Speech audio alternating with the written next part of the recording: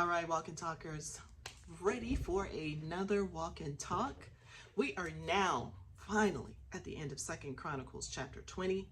We have gone through the majority of the story.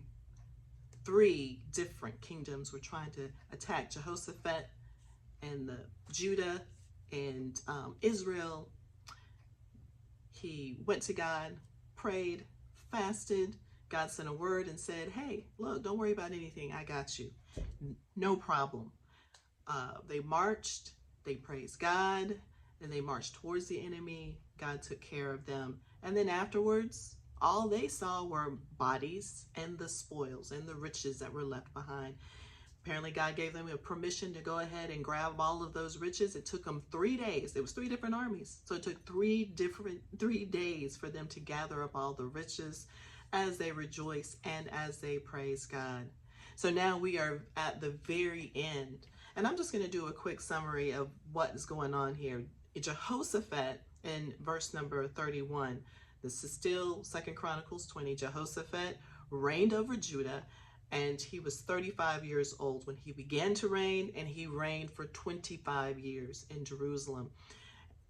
He walked in the way of his father Asa, which means that he followed God's plan for his people. He followed God's rules, and they, as we go into 32 and 33, now verse 33 talks about how, yes, Jehoshaphat did rule over Judah the way he was supposed to, but 33 says, howbeit the high places were not taken away, for as yet the people had not prepared their hearts unto the God of their fathers. Now the rest of the acts of Jehoshaphat, first, last, behold, they are written in the books of Jehu, the son of Hanani, who is mentioned in the book of the kings of Israel. So if you want to know more about Jehoshaphat, he is also written in the books of Kings. And so I read some of that too. So please feel free to go back into the books of Kings and do some cross-referencing and see how the story goes with Jehoshaphat as it goes into more details. And after this, did Jehoshaphat, king of Judah, join himself with Ahaziah, which is the king of Israel. So Jehoshaphat is the king of Judah. Ahaziel is the king of Israel, because they were split at this time. They were all Israel, but they had split. Judah was going one way, Israel another. Jehoshaphat is over Judah, and Ahaziel is over Israel. And many times they probably have to work together because they're all God's people. So Jehoshaphat joined with the king of Israel, who happened to do very, very wickedly. And if you remember earlier, Jehoshaphat tried to work with the king of Israel, and it didn't work out so well. So it is interesting that he joined himself to make ships to go to Tarshish, and they made the ships in Ezion-Geber. Then Eliezer, the son of Dodova, the Mersha, prophesied against Jehoshaphat and said, because you have joined thyself with Ahaziel, the Lord hath broken thy works, and the ships were broken that were not able to go to Tarshish. So when I look at this story, it's like, yes, God did it. He defeated the enemies. I mean, the tripled up enemies. They went out there, they got the spoils. Everything is calm. Everything is good. God has shown himself to his people. That should be the end of the story, right?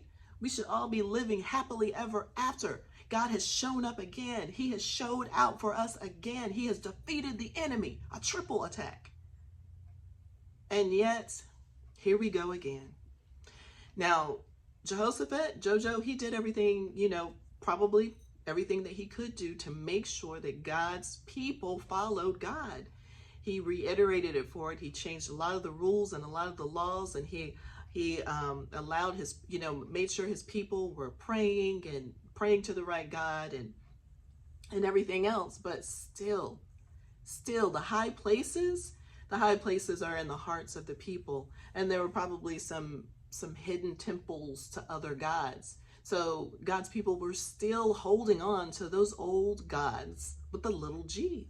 Even after God, the ultimate, the only God, the God of Abraham, the one that parted the sea, the one that took the people out of Egypt, even though that God had once again shown him. I mean, he demolished 3 armies and left no one alive, all these dead bodies. And then they had plenty of spoils to go after. I mean, what more could you ask for? And yet here we go again. It's like watching the end of a great movie, the Avengers movie. They defeated the enemy.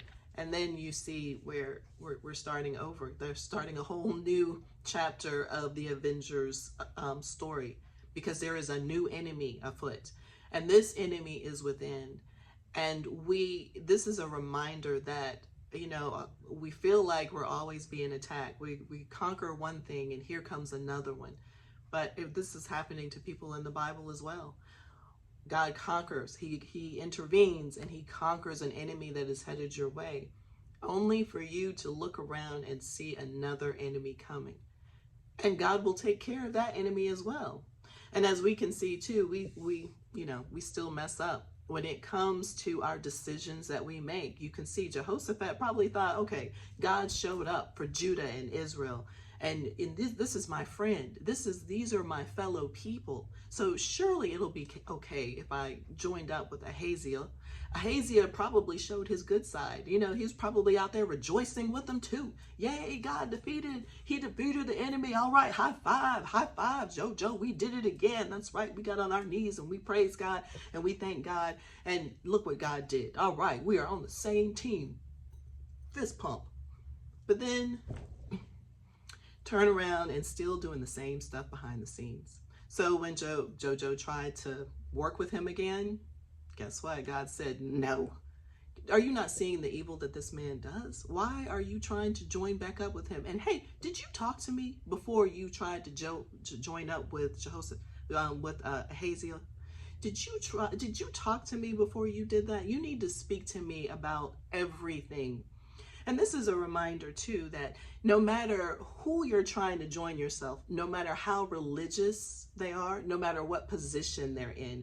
I mean, you see people in certain positions in the churches, you see people in certain positions at work and the way they carry themselves, and you're thinking, oh yeah, this person is straight. I see that Bible open on his desk. I see how he prays. I see how he shepherds the people. I see how he works with the people that are down on their luck. I see how they lead and they teach. But you still should pray before you join someone, because everyone can put up a front, and some people can put up really good fronts. They've been doing it for a long time.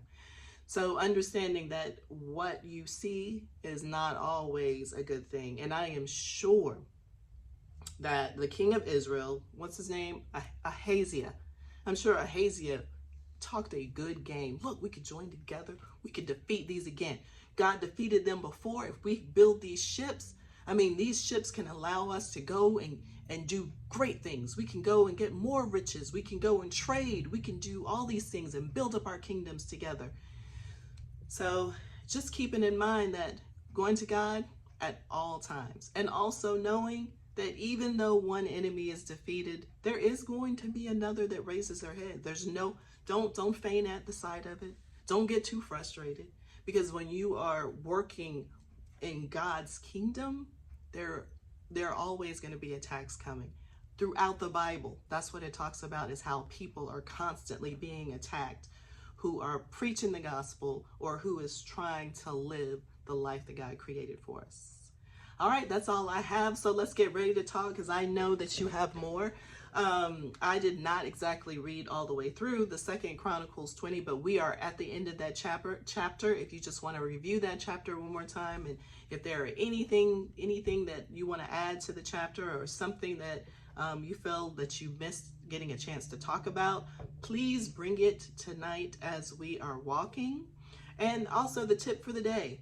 Now, we talked about at the end here how Jehoshaphat, they defeated one enemy, and another enemy is still brewing and still working in the background, as the high places in the hearts of the people, they still hadn't let go of those little gods. And that's not a good sign, because if you haven't let it go, God is always going to be working to purify his people, always.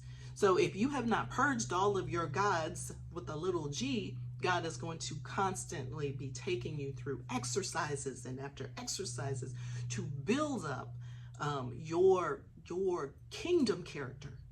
So it's the same thing when you work out. You go and work out and you get frustrated and you're tired and you're sore, and then the next day comes and you realize it's time to do the next set of working out and you're still a little tired. Well, understand you are going to be tired until you get in shape, until you have conquered that particular area of your body, whether it be your biceps or your legs or even your endurance. Every time you come up against it, it's going to feel like another battle. But as you get accustomed to these battles, as you get accustomed to working with God, these things won't bother you anymore. You will discover that you have endurance in a way that you never thought. You'll be able to run further. You'll be able to pick up more groceries. You'll be able to pick up your grands or your child, and it'll be easy. You can walk around with more weight on you. When you squat down, it's not as much of an ordeal to get back on your feet. So remember to keep at it and understand that there's not going to be a day where you'll get to just stop. You have to keep going. You have to keep pushing. All right, ladies, we will see you tonight. I can't wait. It's a little chilly tonight, so make sure you wear your sweatshirts and your jackets. And I'll see you then. Bye.